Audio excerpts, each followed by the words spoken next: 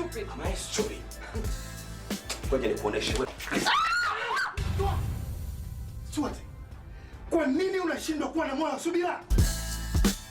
Yes, mojawapo ya kauli ambayo huwa anapingana nayo mtu mzima Bray ni kwamba Bongo Movie imeondoka na Kanumba. Ni kitu ambacho huwa anapingana nacho sana na kusema kwamba Bongo Movie bado ipo na ipo kwenye mikono salama kabisa na inafanya vizuri na inazidi kufanya vizuri. Yes, katika tasnia ya sanaa Bongo Movie tukirudisha nyuma kwenye miaka 2008, 2007, 2009 ni engo ambayo ilikuwa katika kwenye sanaa, ni engo ambayo ilikuwa imehoti sana, iko hot sana kwenye sanaa kulinganisha na kuanzia miaka 2013 kuja mbele huku design fulani hivi Bongo Movie imeweza kuchea, na hiyo yote imesababishwa na ukosefu wa mtu mzima Steven Charles Kanumba kwenye tasnia toka alipofariki mwaka 2011 pale alipofariki. Yes, hapa kumekuwa na stacks kabisa, yani ambazo si nzuri. At least sasa hivi kuanzia miaka 2022 2020 2023 24 kuja hivi nyuma huko, yani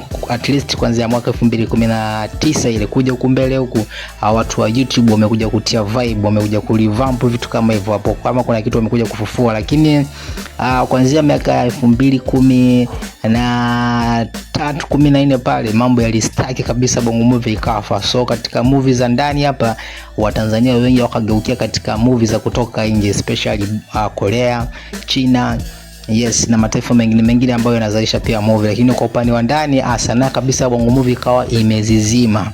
Sasa moja kati ya issue ambayo ni kubwa ambayo huwa naulizwa Vincent Kigosi aliyekuwa rafiki yake na mtu mzima Steven Kanumba ni pale kwamba anaulizwa kwamba kwa nini Bongo Movie baada ya Mwamba kuondoka imekuwa inacheza. Yeye anakuwa anasema kwamba haijacheza.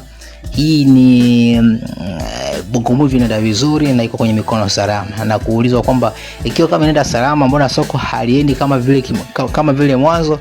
Yeye anakuwa tu anajibu kwamba inatokana na mabadiliko yalivyo, lakini Bongo Movie bado ipo. Yes, unaonaje jinsi anavyojibu leo ni sahihi au sio sahihi? Au tuseme kweli Mwamba aliondoka na kijiji, though kwa sasa hivi ni ngumu sana kumtengeneza mtu akaka kwenye piki kama alivyoweza kutengeneza jamaa.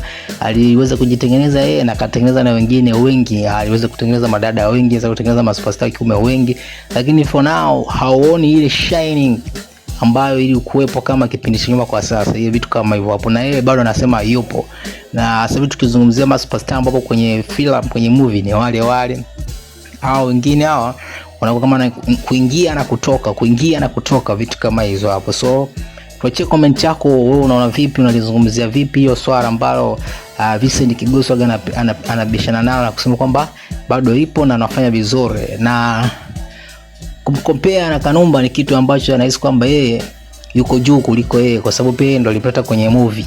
So ana strategy nyingi za kufanya bila yeye na akafanya vizuri zaidi. Pia unaonaje soko lake kwa sasa hivi yeye kama anavyosema hivyo? I'm cool. But as you know, Mdingi amesitisha huduma zote za kiuchumi kwangu. Na unaenda kwa kule for about 2 weeks.